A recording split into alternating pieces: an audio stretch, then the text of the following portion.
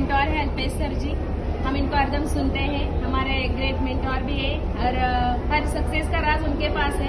पर कल जब मैंने युग को स्टेज पे सुना तो बोलते ना दिल रोम रोम हो गया, और इसीलिए आज हमने युग का स्पेशली टाइम लिया है सभी के लिए। तो युग वेलकम है आपका राखी बाफना एंड टीम में। आइए और हमें बताइए कि कैसे हम सक्सेस पे पहुंच सकते हैं। So thank you so much, welcome युग गजल। धन्यवाद। पहले तो आपने मुझे इसके योग्य समझा, इसके लिए मेरा धन्यवाद आपको। तो आपका क्वेश्चन ये है कि सक्सेस कैसे हो सकती है।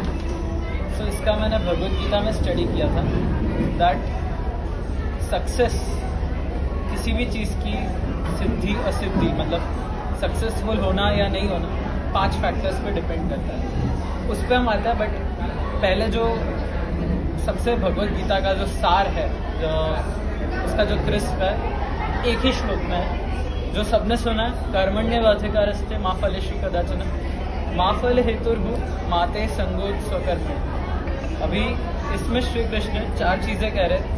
सबसे पहले कर्मण्येवाधिकारस्ते, मतलब कर्म पे आपका अधिकार है।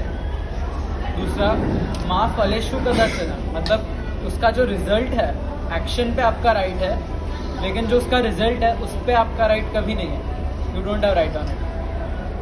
तीसरी चीज़ कह रहे हैं मा फल हेतुर्भु, मतलब इस रीज़न से कि रिजल्ट आपके हाथ में नहीं है, रिजल्ट से अटैचमेंट मत रखो, रिजल्ट के लिए काम मत करो। एंड चौथी चीज़ कह रहे हैं मा फल हेतुर्भु माते संगोत स्वकर्मणि, मतलब कर्म से भागो भी मत। बिकॉज अगर हम बोले कि रिजल्ट के लिए काम ना करो तो पहला थॉट हमारे माइंड में क्या आता है कि इससे अच्छा कर्म ही ना करे, संन्यास ले ले। ऐसा करने के लिए वो मना कर। अब ये जो 4 चीज़ है इसको हम डिटेल में समझते हैं। चौथी चीज़ से स्टार्ट करें कि कर्म से भागो मत। Why he is saying this, कि अर्जुन पूछते हैं उनसे कि अगर आप ऐसा बोल रहे हो कि अटैचमेंट मत रखो, ये वो, इससे अच्छा संन्यास ले लें। क्योंकि अगर अटैचमेंट ही नहीं होगा तो इस दुनिया में रहने का मतलब क्या है। और तो श्री कृष्ण बोलते हैं कि अगर संन्यास भी एक कर्म है, राइट, बट आई प्रेफर वो कर्म जो इस संसार में रह के किया जाता है। बिकॉज अगर अच्छे लोग संन्यास ले लेंगे तो दुनिया में सिर्फ तामसिक लोग बचेंगे जो बुरे काम करते हैं, फिर वही राज करेंगे। सो कर्म ना करना इज नॉट एन ऑप्शन। अब हम पहली 2 लाइन्स पे आते हैं कि कर्म पे हमारा अधिकार है, कर्म के फल पे नहीं। ऐसा क्यों?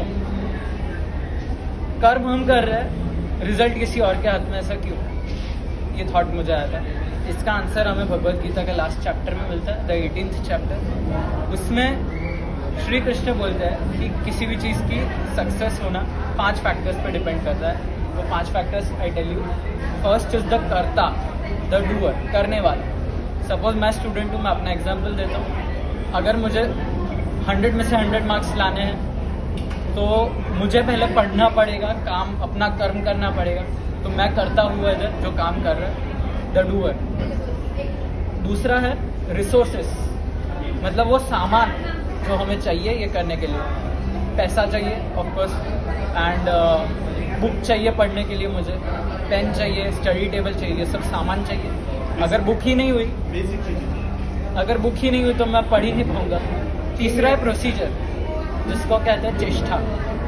प्रोसीजर मतलब हमें एक शेड्यूल से चलना पड़ता है, टाइम टेबल बनाना पड़ता है, उसके अकॉर्डिंग चलना पड़ता है, फिर टाइम टू टाइम रिविजन करना पड़ता है, टेस्ट पेपर्स देने पड़ते हैं, प्रैक्टिस करनी पड़ती है। ये सब प्रोसीजर होती है। अगर ये फॉलो नहीं की, कुछ भी अपने मन से कभी भी किया, तो we are not going to success. Discipline is necessary, procedure is necessary. चौथा है अधिष्ठान, मीन्स एनवायरनमेंट। नाउ एनवायरनमेंट क्या होता है? हमारे आसपास अच्छे लोग रहे, हमें मोटिवेट करने वाले लोग रहे।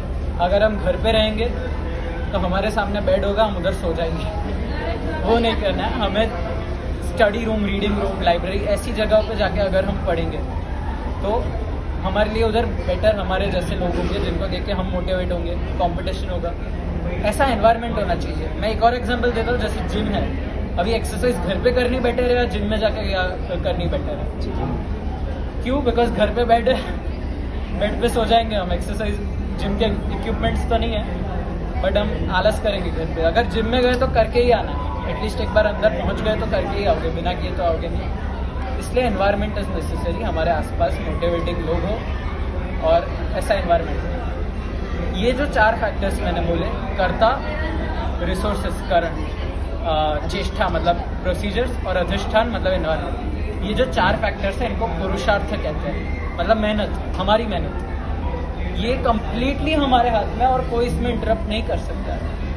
और हमें श्योर करना कि ये 4 फैक्टर्स पे हम मास्टरी करें, कुछ भी ना छोड़े इन 4 में, कि हमारा सक्सेस हमसे दूर जाए, ऐसा कुछ नहीं करना है। ये 4 फैक्टर्स पे हमें मास्टरी करनी है। अब श्री कृष्ण कहते हैं ये जो 5वां फैक्टर है ना, ये थोड़ा डाइवर्स है, गड़बड़ है थोड़ा। वो है दैवत। दैवत मीन्स लक कह सकते हैं, डेस्टिनी कह सकते हैं, भगवान की इच्छा, या फिर कुछ भी कह सकते हैं, यूनिवर्स की इच्छा। कुछ ऐसी चीज़ें जो हमारे हाथ में नहीं है, जो चीज़ें हमारे हाथ में नहीं है वो दैवत में आती है। अब मैंने पढ़ाई की, पूरा ये 4 फैक्टर्स हाथ में रखे, भगवान ना करे मैं एग्ज़ाम देने गया अपने एक्टिवा पे, एक्सीडेंट हो गया। ये तो मेरे हाथ में था नहीं, मैं एग्ज़ाम ही नहीं दे पाया, मिस हो गई एग्ज़ाम, फिर ये किसके हाथ में था? एक्सीडेंट मेरी गलती की वजह से तो हुआ नहीं था, अकस्मात था।